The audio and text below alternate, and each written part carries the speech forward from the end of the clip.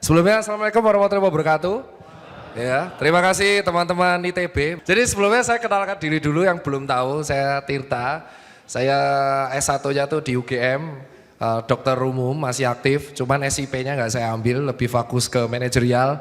Dan kedua saya ngambil di MBA. Nah jadi ada perjalanan, saya jeda dari S1 ke S2 itu hampir 10 tahun. Jadi 10 tahun, 10 tahun saya ngapain tuh cari uang ya. Saya langsung to the point aja karena tipikal motivator, ini ngomong kosong nih. Saya ngomong saya punya privilege. Privilege terkuat saya adalah bapak ibu saya, jelas. Bapak ibu saya keduanya pengajar. Bapak saya adalah pengajar ekonomi yang akhirnya menjadi perbankan. Beliau adalah direktur utama BPR di Jawa Tengah. Jadi langsung to the point, dah clear. Saya tidak pernah ngomong dari nol ya. Dan kebetulan mood saya sekarang lagi bagus. Liverpool menang 3-1, sorry. Sementara tim sebelah menang 7-0 di UCL ya. Sebentar, Universal Carabao League. Jadi alhamdulillah saya hari ini mengajar dengan happy. Jadi yang kedua, sudah 10 tahun inilah yang akhirnya ngebuat saya akhirnya experience. Sementara privilege dari ibu saya tuh dosen pertanian yang akhirnya justru jadi di perbankan. Jadi saya udah punya privilege dua, ilmu keuangan saya belajar dari papa mama saya. Privilege kedua saya adalah saya anak tunggal. Saya tidak pernah merasakan apa itu sandwich generation.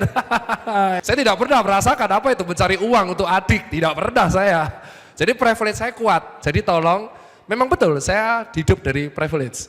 Ketiga, saya tuh punya privilege mungkin talent dari Allah Subhanahu wa taala bahwa saya itu fast learner. Dari di SD, saya sudah ikut lomba siswa teladan. Saya nomor 3 sekota Madya.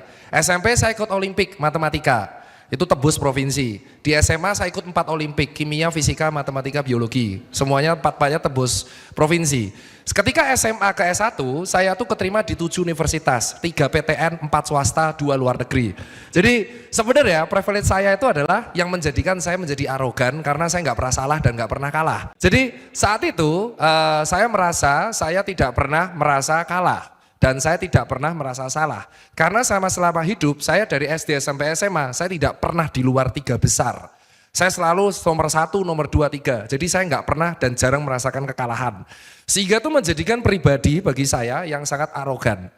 Nah, lalu arogan ini biasanya orang arogan, orang yang merasa pintar dan merasa arogan, itu kepentoknya cuma pada 3 hal. 1, kesalahan fatal yang menyebabkan hancur income-nya. Kedua, ketemu orang yang lebih pinter. Ketiga, dua-duanya. Kebetulan saya merasakan itu di COVID. Jadi saya merasa paling pintar saat itu. Dan akhirnya saya kepentok di situ. Kalau satu hater gak apa-apa. Loh kok haternya baik banget. Jadi banyaknya haters di medsos itu ngebuat saya refleks kayaknya ada yang salah dengan diri saya. Dengan cara penyampaian. Nomor 2, ketika akhirnya saya memutuskan sekolah lagi. Ternyata ketika saya masuk SBM ITB itu lintas disiplin.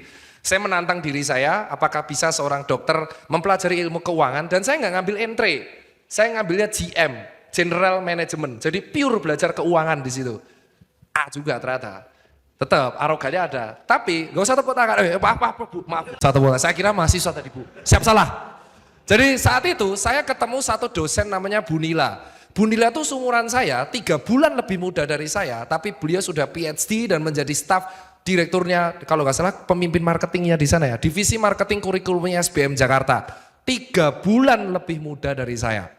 Dan beliau sudah PhD dan sekarang lagi fellowship di bidang AI. Dari situ saya kepentok, oh ternyata ilmu yang saya pelajari selama experience 10 years itu kurang banget. Jadi saya di situ kepentok 2 dan itu yang merubah saya jadi seperti ini. Jadi teman-teman harus tahu, perubahan orang itu penting dan itu terjadi di sekarang. Jadi ketika saya melihat diri saya masa lalu yang rambut pink itu diri yang paling saya jengkel gitu. Jengkel, saya aja kesel. Saya tuh lihat video ini kenapa orang bisa follow ya, saya kesel. Dan ketika saya kesel itu namanya saya merasa diri saya tuh saat itu adalah NPD. Jadi Narcissistic Personality Disorder. Orang yang mengalami NPD itu tidak sadar dia NPD. Dia hanya haus likes, validasi, pengakuan. Jadi saat itu saya nggak tahu kalau saya itu NPD. Saya baru sadar ketika sekarang, ketika kayaknya norak banget gitu. Jadi wajah saya yang rambut pink, yang udah pink memudar gitu. Itu saya cetak, saya print di wallpaper sama kamar saya di Jogja. Jadi ngeselin nih orang gitu. Jangan jadi seperti ini. Jadi saya mengcompare diri saya di masa lalu untuk menjadi motivate, jangan sampai seperti itu lagi. Itu orang-orang yang uncontrol. Orang yang merasa dirinya tahu segalanya, itu nggak boleh. Dan ini akan saya kasih ke teman-teman semua. Kenapa diri saya yang pembelajaran apa yang saya dapat. Kenapa judulnya lifelong learning? Karena ini saya pelajari ketika saya koas. Saya S1 FK di UGM itu straight A dari semester 1 sampai semester 4. IPK 4. Saya jeblok itu di semester 5-6 yang endingnya saya jadi cuma 3,8. Jadi cuman bro, kumplot tuh bagi saya makanan sehari-hari mas, jadi santai saja. Pamer dulu, validasi, biar terlihat ini motivasi. Bisnis Susan Care ini saya buat ketika follower saya masih 1000. Saya tuh lulus dokter gara-gara Susan Care. Susan Care itu pertama kali saya buat di Kaskus. Jadi ketika Fufu Fafa viral, nyubi tuh. Oh bentar, itu nyubi tuh. Kenapa? Nyubi tuh. Saya main kasus 2008 saya, dari SMA. Saya cendolnya 2, ngumpulin sendiri. Jadi kenapa kok postingannya receh? Saya kasih tahu ya, kenapa Fufu Fafa posting kayak gitu ya. Karena kalau kita semakin banyak posting, itu ngumpulin 2 hal. 1 bata, 1 cendol. Nah mungkin menurut saya Fufu Fafa ngumpulin bata. Jadi biar dibata terus itu kan. Karena ada namanya bata kolektor. Nah saya itu ngumpulin cendol. Jadi setiap threads harus saya komen. Nggak boleh komen pertamax karena akan dianggap spam sama momot. Kedua, kita tidak boleh komen emot dan kita tidak boleh komen sundulgan. Itu ngeselin itu. Ucapan aneh ente itu adalah dari Kaskus. Di Kaskus saya ketemu forum tuh 2. 1 forum musik yaitu Blink-182 karena saya memang band-bandan. Kedua, saya ketemu forum namanya Macbeth, yaitu sebuah brand yang dibuat Tom Dillon. Jadi bisnis Susan Care itu karena platform Kaskus. Di situ bisnis pertama saya justru bukan Susan Care. Bisnis pertama saya adalah jual power balance.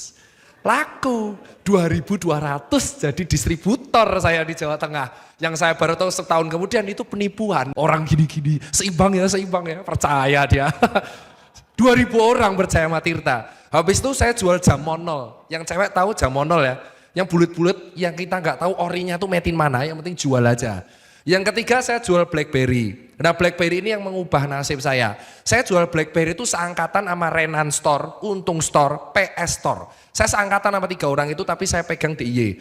Nah capek lah saya jual BlackBerry. Karena saat itu kuliah udah padat dan itu udah semester 4 saya mau ngejar straight A. Saya ngambil tabungan jual beli sepatu. Jual beli sepatu itulah yang akhirnya menjadi Susan Care. Karena saya jual beli sepatu bangkrut. Karena saya saya membeli itu bukan berdasarkan demand, saya membeli berdasarkan apa yang saya suka, ternyata nggak diterima dengan market dengan baik.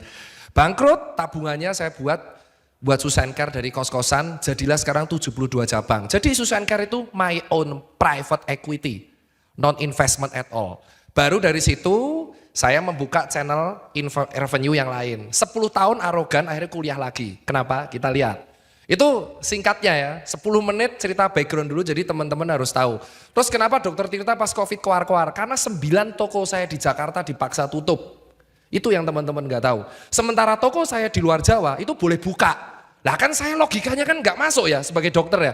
Ini berarti Covidnya di Jakarta doang nih. Soalnya toko saya di Jakarta tutup, tapi luar Jakarta, luar Jawa toko saya buka blong-blongan. Maka dari situ saya edukasi. Either kita tuh blong-blongan atau mau tegas sekalian. Jadi adil gitu loh. Toko saya tuh down, benar-benar 9 tutup. Nah dari situlah saya mulai edukasi terus-terusan, ternyata meluruskan mitos dan fakta. Sebelumnya saya tuh lebih edukasi mengenai hal-hal kesehatan yang segmented. Jadi bahasa medis banget sama bahas sepatu. Mungkin teman-teman ada yang pakai sepatu Kompas, Ventela, Patrobas, pabriknya di sana. Itu yang review periode adalah saya di 2016 sampai 2018. Next, ini toko saya di Post Blok. Yang ini 4Wave. 4Wave ini tiga-tiganya adalah alumni ITB. Saya kuliah karena istri saya ngajakin. Jadi dia lulus dulu, saya masuk ITB, lalu saya ngajakin partner saya Jupaka masuk Blemba. Lalu tim saya, pegawai saya masukin di ITB. 4Wave ini bisnis consultant, not agency. Jadi kita membantu teman-teman klien dari perusahaan yang skalanya gede, large, big enterprise, sampai small medium enterprise. Lucu kan dokter di bidang ini? Bisa lah. Next. Nah ini beberapa klien dari kita, ini ada, sekarang tambah 1 kompetitor Lemin, Aqua juga masuk. Saya kan Luis Figo kan, kemarin Barcelona terus Real Madrid, ternyata suksesnya Real ya, semoga saya sukses di Aqua gitu kan. Nah ini klien-kliennya, terus ini paling kocak, ini bukan NPD, jadi di sini saya namanya live, jangan takut bertanya sama orang. Jadi saya pada waktu itu mau masang baliho di Yogyakarta. Namanya memasang baliho itu adalah strategi advertising konvensional, visual, delivering message to the customer, terus kita harus tahu message apa yang paling tepat. Saya tanya sama teman-teman Vindes yang kebetulan mereka itu adalah jebolan Net TV sama Trans. Saya tanya sama mereka, karena saya jadi host di Vindes, host Speak Bola, hari ini syuting, bahas kekalahan Liverpool terus jadi menang lagi. 3-1 mental UCL bos. Terus dari sini mereka tuh mengatakan bahwa perubahan transformasi di wajahmu dan perubahan transformasi di badanmu itu bisa meningkatkan trust dari klinikmu. Saya tuh gak pede majang wajah saya di baliho. Lalu orang dari Vindes inilah yang memberikan advice, kalau dari marketing dan advertising kayaknya kamu masuk di balihomu sendiri. Toh kosnya gak ada. Menyewa kamu kan kamu CEO-nya, jadi gak ada kosnya. Saya majang nih. Ternyata baliho ini sukses meningkatkan customer baru. Jadi new customer acquisition sampai 22%. Baliho tok. Dan harga baliho ini cuma 12 juta per bulan di Yogyakarta. Meningkatkan jumlah customer baru 22%. It means that the data is mining. Data baru ini yang bisa aku tek-tek. Oh aku bisa ngapain. Ternyata baliho ini sukses di Yogyakarta. Dari apa? Dari mendengarkan saran orang yang ahli di bidangnya. Apakah dia S2? Tidak. Dia S1, tapi punya pengalaman kerja 10 tahun. Itulah definisi lifelong learning. Jangan takut bertanya. Saya nggak tahu. Lalu saya tanya teman Vindes, bener nggak sih baliho itu bermanfaat? Oh bener dok, kalau di daerah yang gini-gini itu bermanfaat. Dan dia mengeluarkan satu plot twist. Ini keren. Ini yang ngomong temanku di Vindes, namanya Mas Noval dan Mas Fajar. Behind topik-topik yang kalian viral di Vindes, ini Mas Awan, Mas Noval, dan Mas Fajar yang ngebuat topiknya. Saya tanya, musik genre apa yang sekarang paling sering didengerin di seluruh Indonesia? Dangdut koplo adalah musik yang paling sering didengarkan di Indonesia. Siapakah bayaran termahal? Masih dangdut koplo. Ya, bahkan Anda ke Kalimantan, Anda bisa dengerin orang tuh dengerin musik dangdut koplo tanpa tahu artinya. Kemarin di Bali saya juga, jadi asal teman-teman tahu, dangdut koplo adalah salah satu deliver musik yang bisa menyatukan dari A sampai Z. Dan itu benar. Jadi ketika Anda musiknya skena sekali, itu less than 10% coy. 10%. Jadi tidak usah merasa sok paling keren karena Anda cuma 10%. Ya keren sih, itu paling beda. Tapi ketika 10% ini dikonversi ke sales, itu belum tentu works buat brand. Nah kita tergantung memandangnya sebagai penikmat atau sebagai corporate. Maka wajar gak kalau pesta pora yang akan besok main itu tiba-tiba masuk koplo kan? Ya, dulu Synchronize masuk koplo kan? Kenapa? Karena memang itu yang disukai ternyata dominan warga. Dan itu yang disukai sama emak-emak ketika dia lagi motong sayur, musiknya itu. Dan itu tidak boleh kita bantah, datanya memang begitu. Jadi jangan salah kalau banyak brand, banyak usaha, banyak partai politik yang bahkan menggunakan narasi dangdut sebagai narasi kampanye marketingnya. Itu lifelong learning. Nah saya tuh out of the box tuh. Selama ini saya 30 tahun berpendapat musik pop, culture, pop, punk, rock, punk, blues, R&B, rap itu yang menyatukan semua. At the end saya baru tahu ternyata dangdut koplo yang menyatukan itu semua. Dan itu yang ngomong orang media, orang radio yang ngasih datanya ke saya. Kalau saya arogan, saya buang itu datanya. Tapi karena saya mendengarkan, berarti out of the box ya.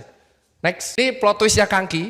Ini, jadi ini saya menghasilkan total, ini kurang, harusnya 566 juta. Nah jadi ini teman-teman harus tahu, kita akan lihat di sini. Jadi si Kangki ini tuh, kalau teman-teman tahu kan pasti banyak yang bilang ya, si Kangki Tirta itu kemarin sold 560 juta dalam waktu 2 jam. Nah ini tuh sebenarnya tesis saya, plot twistnya tuh di situ. Jadi saya tuh membuat tesisnya adalah ada jurnalnya, kalian bisa download jurnal saya, kalian bisa download kayak yang paper itu.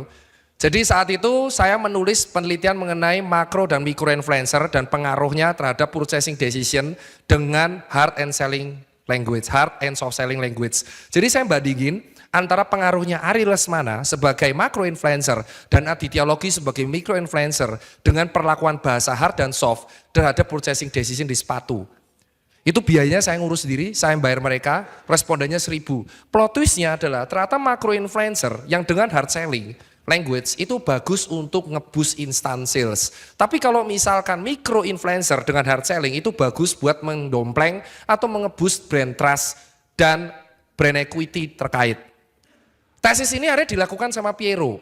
Piero nge-hire semua micro influencer untuk brandnya. Tapi tesis ini dibeli sama Kangki dan dia kolaborasi dengan 7 influencer sekaligus. Yang puncaknya ternyata tesis ini menghasilkan uang di TikTok Shop, kolaborasi Kangki Tirta, sosok Tirtanya berarti adalah produk market fit seharga mendapatkan ini live 376,9 juta dalam waktu cuman 1 jam 53 menit. Anda bayangkan, saya mendapatkan 400 juta itu cuma dalam waktu 2 jam.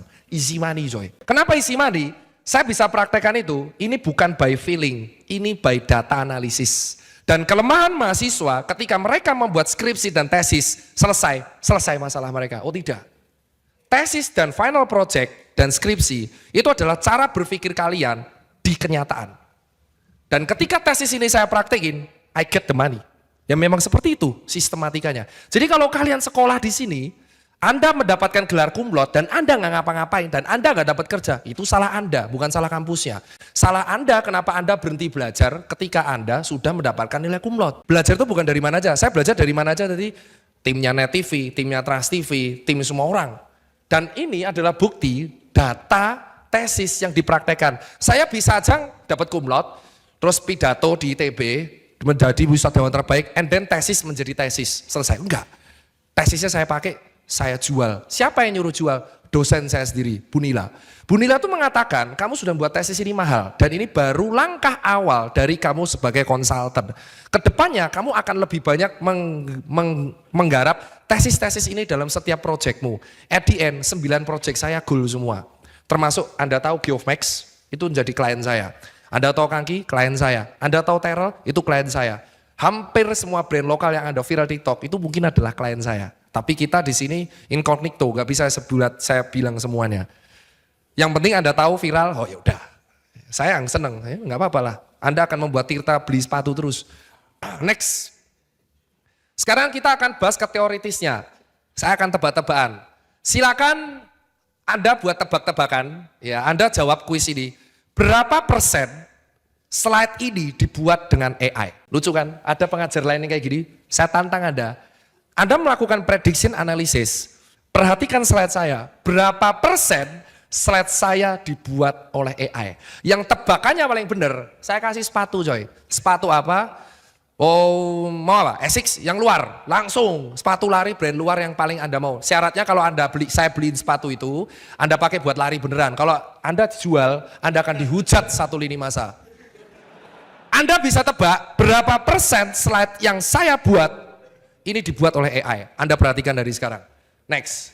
Oke, yang pertama adalah, jadi continuous learning. Continuous learning itu saya pelajari pertama kali di kedokteran. Kenapa? Karena ilmu kedokteran itu selalu berkembang. Tiap saat, tiap jam. Virus itu bukan konspirasi. Bukan karya Lidbo, bukan. Virus itu terus berkembang karena terus menginfeksi. Seperti hal yang virus komputer. Tapi bedanya virus komputer bisa dibuat. Seperti halnya kayak gini. Anda tahu bakteri Escherichia coli, ada atau penisilin. Gara-gara banyak manusia yang sok tahu minum antibiotik tanpa dosis dokter, bakterinya akhirnya jadi kebal.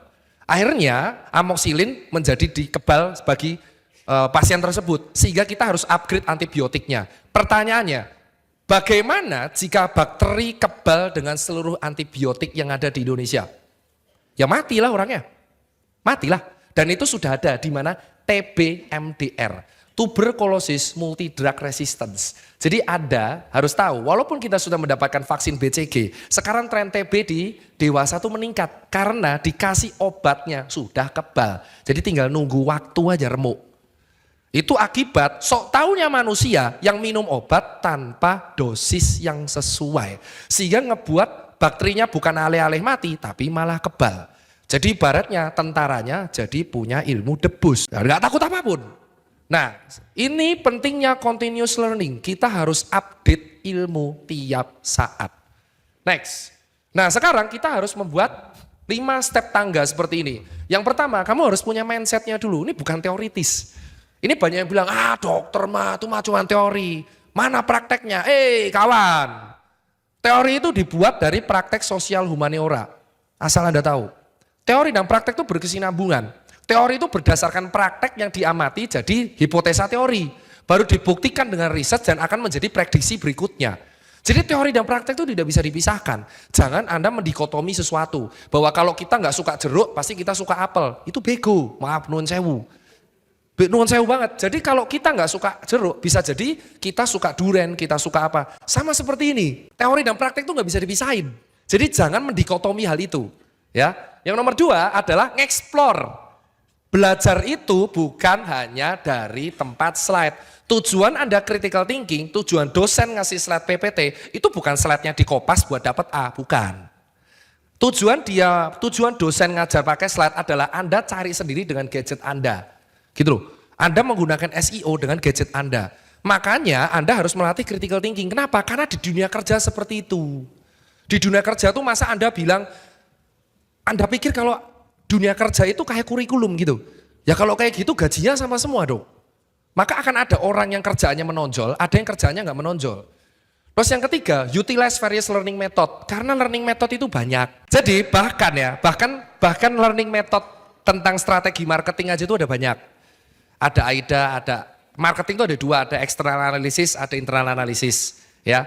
Terus kita anggap aja yang marketing yang biasa aja yang eksternal itu ada Frio, ada Pestel, ada Porter 5 Force, ada banyak banget dan itu semuanya benar. Jadi cara 1000 jalan menuju Roma itu benar.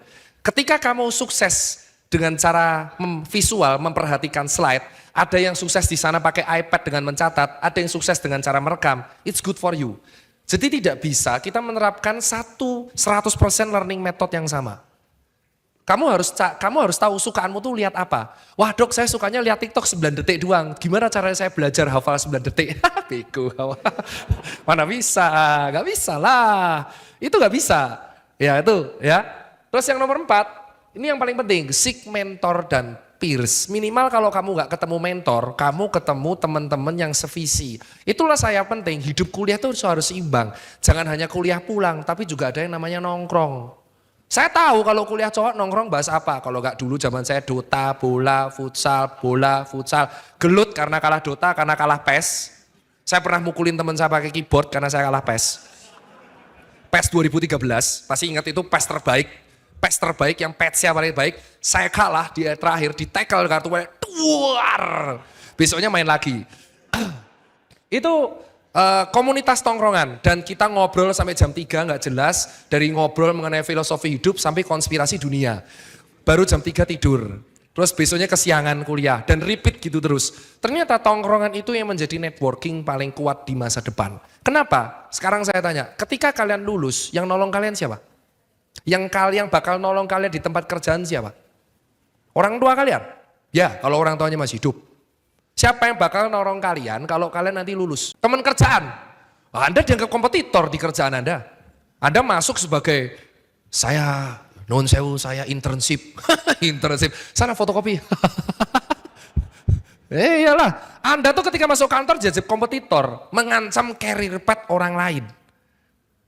Terus siapa yang bakal nolong Anda? Siapa yang menjadi tempat curhat Anda? Siapa yang bakal menjadi tempat filosofi Anda berpikir? Ya teman Anda lah selama Anda kuliah. Makanya saya bilang pinter doang tuh gak cukup. Kalau Anda pinter tapi pinternya sendiri, terus Anda bisa hidup sendiri gitu. Itu bagian dari lifelong learning. Karena Anda tuh gak bisa hidup sendirian. Dimasukin nomor 4. Jadi kalau Anda dapat IP 4, lulusan terbaik 4,0, temennya 2. Terus ketika dia gede, dia keluar-keluar di Twitter. Indonesia IPK kumlot, ternyata saya gak bisa apa-apa. Kok yang ada konco tuh. Maaf ya, sudah ya. Anda tidak punya teman. Itu masalahnya Anda.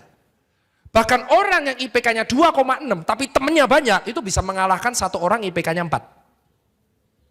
Beneran. Karena satu orang nggak bisa ngelawan 10. Itu yang terjadi di Liverpool kemarin. Liverpool yang Nottingham Forest itu kalah sama low block strategy. Jadi 11 orang ditarik di belakang, pemainnya bingung berkreasi. Karena Liverpool tuh bergantung sama 3 pemain saat itu. Salah yang gak bisa ditutup dan kita gak bisa ngapa-ngapain. Bola aja bisa, makanya saya senang bola tuh karena 90 menit itu seru. Relate, kayak apa yang kita alamin. Anda sendirian itu tidak akan bisa menaklukkan dunia men. Makanya pentingnya temen. Nomor terakhir, embrace failure. Sekarang saya tanya, berapa banyak pengusaha yang berani share kegagalannya? Orang zaman dulu, saya dulu sales rokok, sekarang jadi crazy rich. Ya tahun 60 sainganmu siapa mas? Loh bener gak? Kalau Anda Gen Z terus Anda komplain, wajar gak Anda komplain? Ya wajar lah. Faktanya di tahun 2026 berdasarkan penelitian dari McKinsey, 2026 generasi yang akan mendominasi di dunia itu adalah Gen Z, 52%. Jadi Anda akan bertarung dengan 52% populasi di dunia ini untuk mendapatkan pekerjaan. Terus Anda keluar-keluar, ini semua gara-gara coffee shop makanya nggak dapat beli rumah. Bukan Bambang. Tapi karena generasi di atas kita itu tidak mau turun-turun. Dia sudah menjadi C-level, dapat duit banyak, gaji 300 juta, yang harusnya mereka melakukan regenerasi pada generasi bawahnya, mereka tidak melakukan itu. Dan Anda sekarang bersaing nih satu sama lain untuk mendapatkan satu spot yang namanya lowongan kerja. Terus Anda pikir kalau Anda kuliah toh, Anda bisa mendapatkan kesuksesan hanya dari kuliah? Enggak cukup. It's not enough. Dan ini pentingnya, human capital. Ini saya termasuk yang nge-tweet getol dari Oktober. Anda pikir berapa banyak pemimpin di Indonesia yang menjalankan indeks pembangunan manusia atau IPM dan yang habis itu yang tentang human capital, peningkatan human capital dan manajemen people, berapa pemimpin yang masukin ini ke programnya kalau kampanye? Kopong. Kenapa? Karena ini lama prosesnya, tidak bisa dilihat dalam waktu 5 tahun. Padahal kalau kita tahu human capital itu adalah hal paling penting kalau kita negaranya mau maju. Dan itu benar. Itu benar dan tidak terbantahkan. Kalau Anda mengandalkan SDA akan habis. Tapi kalau Anda mengandalkan human capital, SDM tidak akan pernah habis. SDM itu akan dicetak terus. Dan itu akan meningkatkan level PDB kalian dan capitalnya. Itu sendiri. Tapi faktanya kita enggak gitu. Kita tuh gapnya jauh banget. Gapnya jauh banget. Hanya less than 2% yang ada di Indonesia yang bahkan menembus S2. Dan ketika ada S2, ada orang dari antah berantah pidato seperti ini. Iya kawan, gak nyala, ini nyala gimana ini? Gini, pidatonya kayak gini. Jadi, buat apa S2? Toh banyak orang lulusan SD yang kaya raya. Sering kan di TikTok muncul, kuliah itu adalah pengangguran dengan gaya. Saya cuma jawab, jika kita adu data, berapa persen dari lulusan kuliah yang lebih sukses, kita compare dari yang lulusan SD. Pendidikan itu adalah salah satu privilege menuju meraih salah satu kesuksesan. Tapi bukan menjadi faktor utama. Orang yang akses pendidikannya lebih mudah, itu akan lebih berkompet daripada orang yang tidak mendapatkan akses pendidikan. Pendidikan adalah salah satu dari privilege di Indonesia yang harusnya itu menjadi kewajiban bagi setiap warga negara yang disediakan oleh negara. Ya, kalau ada orang bilang, coba Anda tanya, kuliah pengangguran dengan gaya. Ya, Anda refleksi aja, berapa banyak orang yang sukses dari kuliah. Kalau dia tidak bisa sukses dari kuliah, itu bukan salah kuliahnya. PR-nya kampus adalah mendidik kalian menjadi human capital yang proper. Sisanya terserah Anda setelah lulus. Nah kalau ada lulusan SD bisa sukses, itu karena dia lifelong learning, belajarnya bukan hanya dari sekolah, berarti dia belajar banget dari sekitarnya, hustle. Dan ini key aspeknya, yang pertama adalah skill dan kompetensi. Banyak yang ngejek di TikTok, IP-nya 4 tapi gunain Excel gak bisa. Saya curiga ini kuliahnya joki apa gimana? Gak mungkin soalnya kalau IPK-nya 4 gunain Excel tuh gak bisa. Minimal basic statistik Excel tuh pasti bisa. Atau kalau gak kita minimal gunain SPSS tipe 22 tuh pasti bisa. Itu basic banget yang digunakan buat skripsi dan final project. Gak mungkin gak bisa. Masa gak bisa? Harusnya critical thinking-nya dialih. Skill kompetensi ini tips. Minimal kalian harus bisa menggunakan 3 tools analitik apapun itu.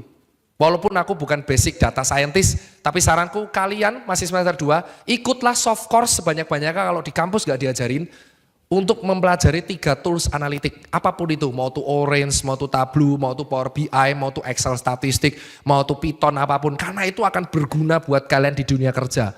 Itu akan menjadi salah satu keharusan. Bisa menggunakan ini, itu menjadi salah satu kelebihan kalian. Dan itu tidak semua fakultas ngajarin. Jadi saranku buat yang datang, belajar itu dulu. Nomor kedua, edukasi dan training, ini penting. Kalau di kampus SBM itu ada yang namanya knowledge management. Ya, jadi di dalam perusahaan itu harus ada career path yang jelas sehingga pegawai ketika masuk itu jelas dia mau ngapain, dia akan jadi apa, dia belajar apa. Jadi pegawai itu nggak clueless gitu loh. Wah, aku karyawan baru, bingung mau ngapain. Ya itu artinya perusahaannya tidak menerapkan path yang bagus. Yang nomor 3, experience. Nah, experience inilah yang mungkin menjadikan orang yang tidak kuliah itu menjadi sangat sukses. Karena orang kuliah tidak mendapatkan ini. Makanya sebenarnya itu simbiosis mutualism. Kalau ada orang yang pinter dari experience, itu akan membantu kita. Ini back to teoritis ya. Nah, teori-teori dulu lah, karena kan ini di depan guru-guru kita semua. Kalau saya ngomongnya nggak ada teorinya, remuk saya nanti. Nah, ini the connection between continuous learning and human capital. Yang pertama adalah expand human capital, jelas. Ini harusnya menjadi program semua pemimpin dan buat teman-teman juga. How-nya, ini ada 2 doang. Yang pertama, mendevelop new skill. Ada yang main Dota nggak sih di sini? Ada main Dota 2, masih main Dota 2. Ya, kalian tahu kan bahwa Dota 2 itu skillnya harus kita aktifin satu-satu, terus kita akan beli item yang akan meningkatkan skill kita. Seperti itu. Kalian ini ibaratnya hero-hero ya. Terus kalian mau jadi creep gitu. Kalau di Mobile Legends namanya apa sih creep tuh? Nah, kalau kalian nggak punya skill, kalian jadi minion. Dipukul pun jadi gold orang. Dan itu benar realita kapitalisme. Kalau kalian tidak punya skill, kalian nggak ada bedanya dengan minion. Dibunuh untuk menjadi goldnya orang. Siapa yang akan memanen gold adalah orang yang menjadi carrier. Kalau di Mobile Legends namanya apa? Yang jadi carry. Nah, dan itu pasti kompak. Harus ada yang jadi badak strength-nya. Yang jadi tanker kan.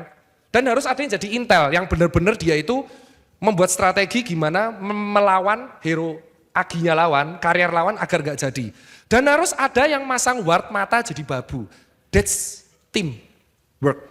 Kalian sadar gak sih bahwa Mobile Legends dan Dota itu mengajarkan kalian in real life tuh kayak gitu. Kalian kalau gak bisa ngaktifin skill, kalian cuma jadi makanan hero lawan coy. Mending leave group, karena jadi beban, beneran. Nah, in real life kalian jadi beban. Bedanya kalau di Mobile Legends dan Dota kalian bisa respawn. Seek another match. Mencari match yang lain. Di dunia nyata nggak bisa pak. Sekali kalian jadi beban, itu revivalnya susah banget. Paul, itu nggak bohong saya, itu Paul. Dan yang terakhir, increase employability dan career prospect. Human capital yang proper itu akan dicari sama perusahaan. Jadi hiring lewat HR, ini tips ya buat teman-teman. Itu ada 3. Ada yang namanya pro hiring. Ini yang kalian sering dengar lewat namanya orang dalam. Pro hiring itu tidak di-share lewat Glints atau job seeker. Pro hiring itu dikeluarkan mulut ke mulut dari orang yang experience 5 atau 10 tahun atau yang punya capability talent scouting. Nah sekarang kalau saya masuk kantor dari networking, itu orang dalam. Ya, orang dalam. Networking itu berarti orang dalam. Nah, coba saya nggak berdebat. Kan rata-rata dari kita benci orang dalam kan? Bener dong, benci orang dalam.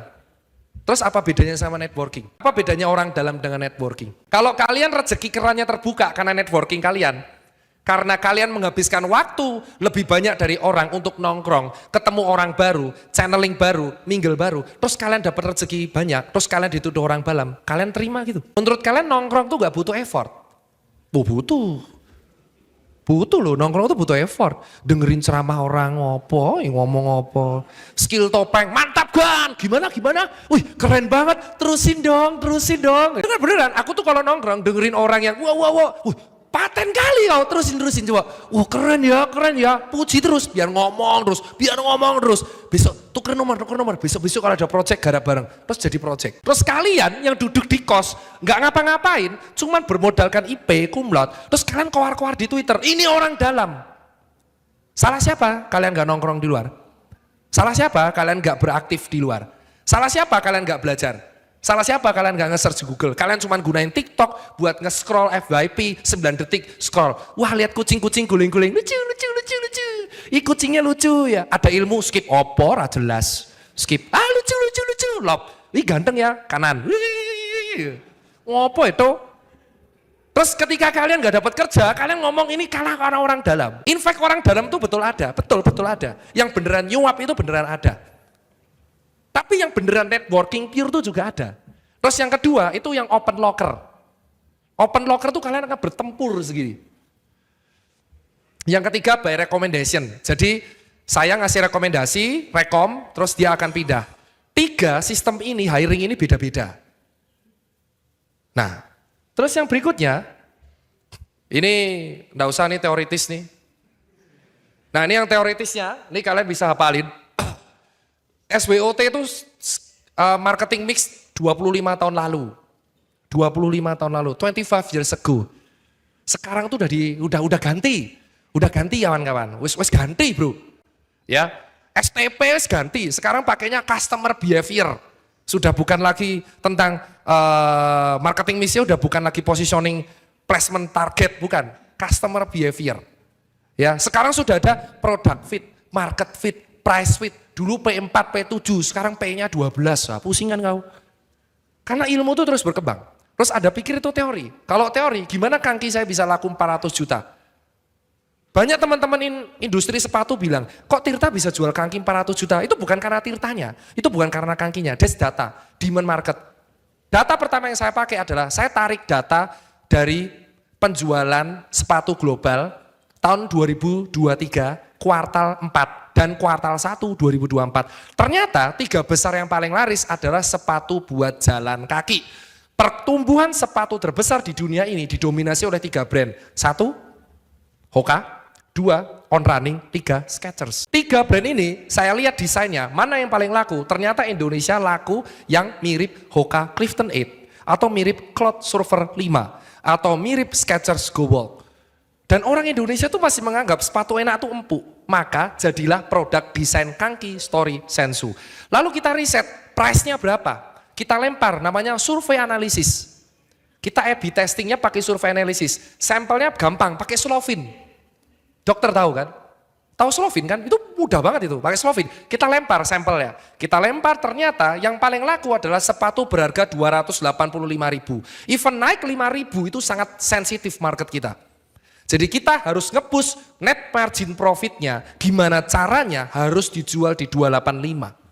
Lalu karena dijual 285, kita nge-push budget marketing dan budget retailer. Karena nggak akan bisa dijual di retailer karena potongannya 20%. COGS-nya udah tinggi, di angka 160.000.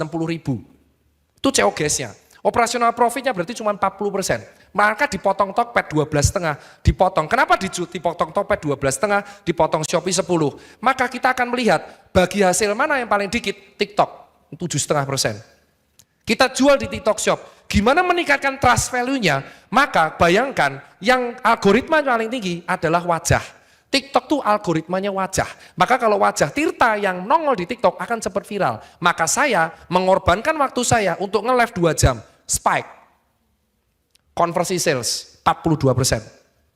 Jadi dari yang nonton 10, 4 pasti beli. Laku. Dan orang mengatakan karena faktor Tirta. No, it's because of data analysis. Dan kalau saya nggak belajar di TB, gimana caranya saya bisa?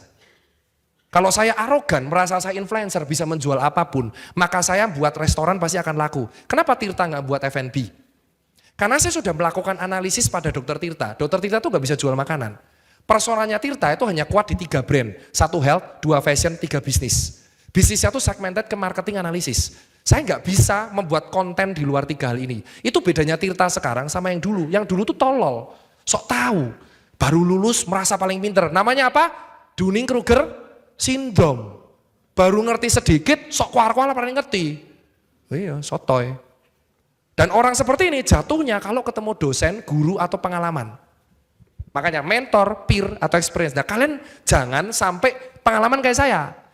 Nah berikutnya, nah ini lupa, ini teorinya dihafalin aja ya. Malah saya nerangin ini. Karena ini 6 SKS, bayar kalian kalau kalian mau kuliah. Daftar SBM, ketemu saya, bayar baru saya terangin.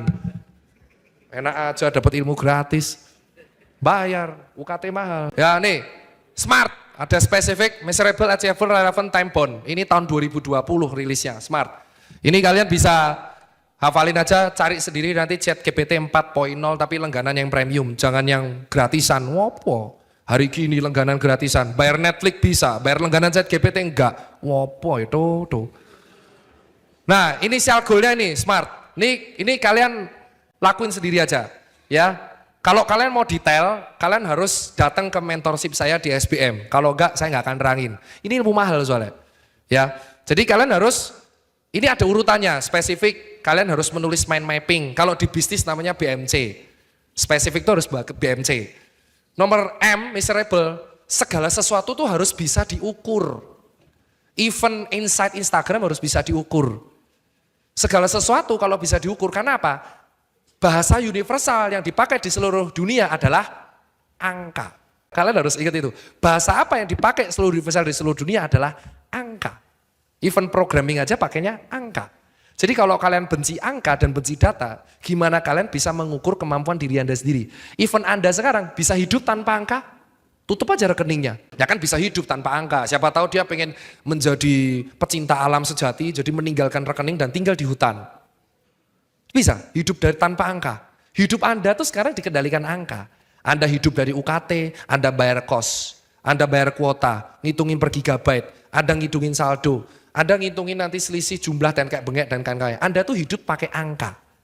Hidup Anda tuh bahkan dari keluar rumah udah dinilai pakai angka, pakai jam. Sekarang udah kita pakai smartwatch, heart rate-nya berapa, pace-nya berapa, lari aja pakai angka. Angkatan bebar, deadlift 140, itu aja pakai angka. Pakai angka coy sekarang. Dan Anda membantah bahwa matematika tidak menyandra hidup kita. Oh tidak, setiap saat kita akan ketemu matematik, setiap saat. Nomor A, achieve. Kamu harus ngebuat goal. Ini klise, tapi hidup tanpa tujuan tuh konyol Pak, konyol banget Pak. Dan kalian tuh semester S1, kalian harusnya tuh sudah punya goal. Mau ngapain? Mau ngapain, budgetnya berapa? Mau jadi presiden? Oh ya apa, bagus-bagus saja. Boleh, presiden apa dulu? Presiden di perusahaan sendiri, good. Sekarang saya akan kritik di bagian yang relevan dan time bound. Ini berat, relevan ini soalnya larger aim itu sangat analitik. Jadi kalian bisa SMA-nya aja nggak apa-apa. RT ini udah tahap yang advance. Jadi kalian yang sudah nge-achieve goal dan kalian ngukur goalnya itu pakai data grafik. Oh saya dulu segini income-nya, sekarang segini, maka selisih ini saya harus ngambil pinjaman segini, ini segini, itu berat banget.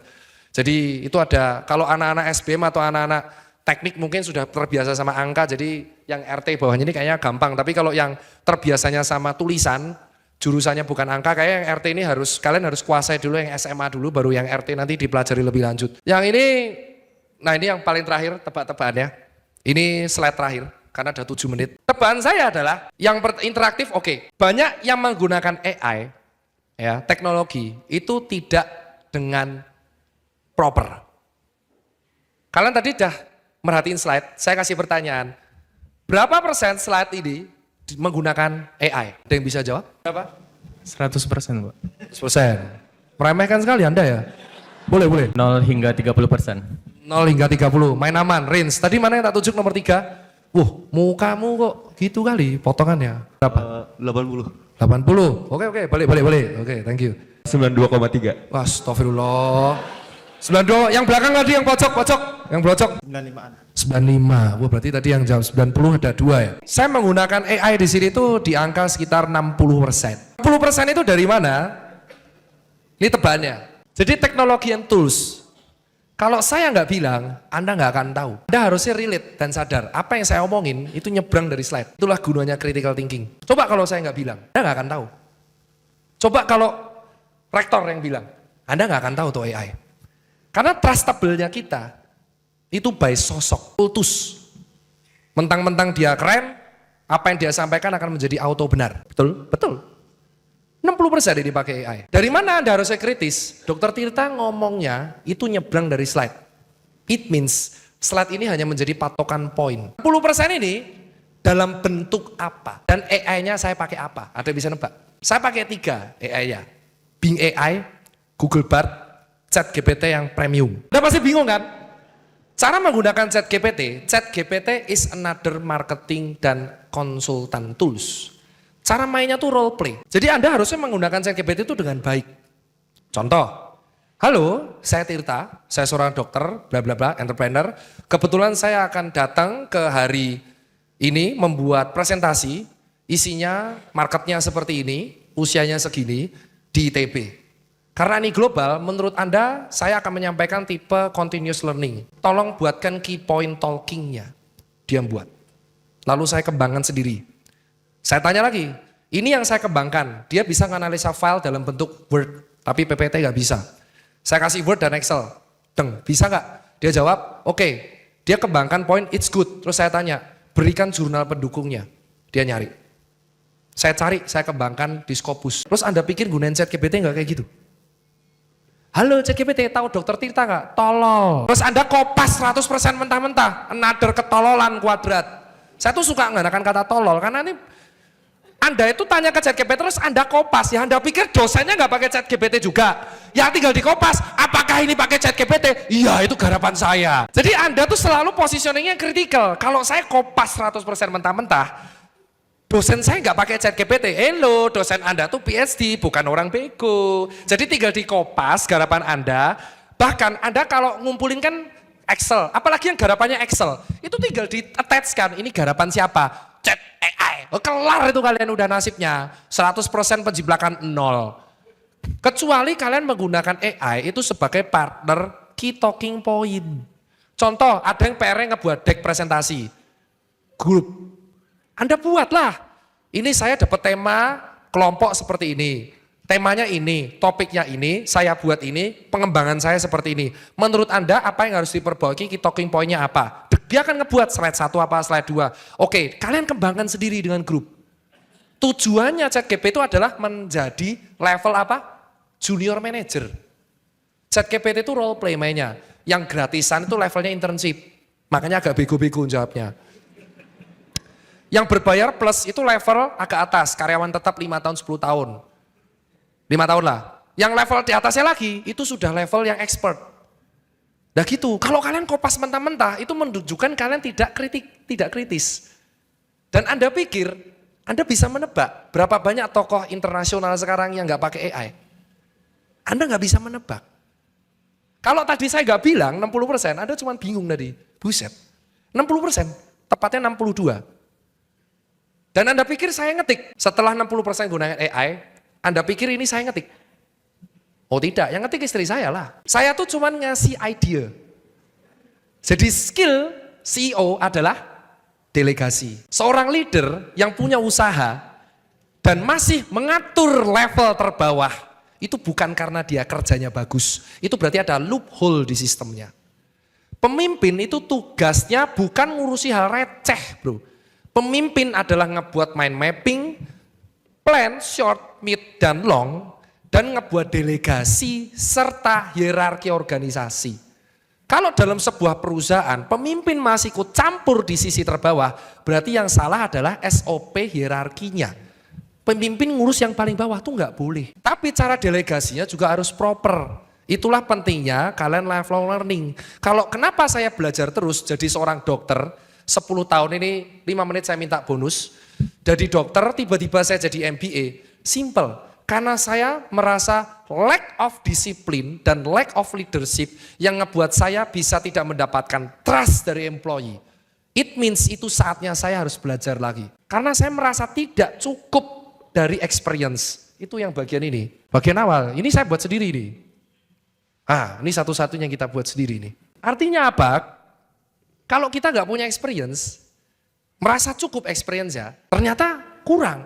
Ya, mau nggak mau sekolah lagi. Itu alasan kenapa setelah 10 tahun, sudah punya 70 toko, sudah punya employee, saya sekolah lagi karena rasa kurang. Dan ini poin pentingnya. Ilmu itu dan tulisan, tahu tulisannya di jurnal, itu satu-satunya hal yang bisa kita wariskan kalau kita mati Pak. Kalian nggak mikir sejauh itu ya? Kalau kalian mati, dikubur atau dikremasi, kalian pikir berapa tahun keluarga kalian akan ziarah ke kuburan kalian? 5 tahun. Itu pun doa semoga sukses. Tahun pertama kalian mati, kalian paling akan didoain semoga masuk surga, dipermudah di sana ya, tidak masuk neraka. Tahun kelima, saya masuk ini nih, tolong doakan ya. Ngopo itu aku mau mati, mau doa-doa kayak Jadi kalian itu hanya dimintain doa ketika lebaran. Tapi kalau kalian meninggalkan karya, legacy, karya, itu akan dibaca sama generasi di bawahnya. Itulah alasan kenapa knowledge itu tidak bisa dimusnahkan. Warisan kita itu adalah buku dan tulisan. Dan itu saya baru sadar. Karena saya tuh kalau gak ada buku, gak ada ilmu, gak akan ada Tirta yang sekarang. Mungkin saya masih terjebak dengan ketololan saya, koar-koar gak jelas, tanpa ilmu yang jelas. Dan ilmu itu harus ada gurunya. Ilmu kalau gak ada guru yang ngajarin, itu akan jadi liar ilmunya. Gak ada yang ngarahin. Nah ini tugas kalian masih semester 3. Jangan ngerasa cukup. Merasa di kampus sudah dapat dosen, terus kalian ngerasa selesai gitu aja. Enggak. Karena ketika lulus, ilmunya di kampus kalian tuh hanya sepersekian persen. Kampus hanya melatih critical thinking. Itu loh yang harusnya kalian tahu. Critical thinking tuh tahu. Ilmu berpikir kritis, problem solving, 5W plus 1H, terapkan 6Y. 6Y tahu kan kayak, why, kenapa saya harus melakukan itu?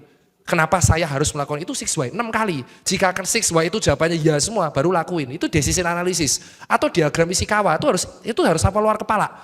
Diagram Ishikawa tahu kan? Belum? Oh ya.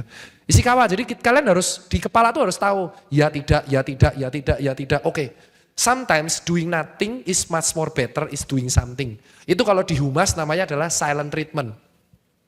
Jadi tidak semua hal harus kita reaksikan. Kalau di buku namanya stoik, bukan kita yang mengontrol people, kita yang mengontrol reaksi diri kita terhadap orang lain. Nah itulah pentingnya lifelong learning dari saya. Lebih lanjut kalau mau dengerin kuliah saya, ya bayar. Bayar ya, ini ilmu gratis. Saya mendidik kalian, bayar. Jadi kalau ada orang buka kelas, gak apa-apa, kalian ikutin, itu soft skill, soft course. Cuman semua manusia tuh punya privilege-nya masing-masing, yang membedakan garis startnya. Bukan berarti karena dia privilege-nya besar, itu tidak menghentikan dia tidak boleh sharing. Oh enggak. Privilege besar, kalau dia mengolah dari besar, dia akan jadi hebat. Saya punya teman yang privilege-nya sangat besar. Sangat punya. Jeju namanya. Bapaknya yang punya Sunli, ngebuatin plastiknya Astra. Tapi dia membuat USS. Dia manfaatin privilege dengan baik. Dia bisa aja berfoya-foya, beli mobil, jadi ini. Tapi dia buat USS. USS-nya jadi besar sama saya. Menghidupi 150 orang. It's part of memanfaatkan privilege dengan baik. Privilege itu adalah source modal. Kalian bisa milih kalian lahir di mana? Kan enggak. Jadi kalian nge-charge privilege ini point of view-ku. Kalian harus belajar dari sosok, tapi jangan 100% percaya sosok tersebut. Karena kalian tahu sini, karena mentang-mentang Tirta, kalau saya nggak ngomong, kalian akan percaya ini slide-nya beneran. Plot twist kan? Di momen seperti ini, saya ngasih tahu ini 60% AI. Ini bukti bahwa saya bisa mendeceive kalian, menipu kalian hanya karena sosok brand image.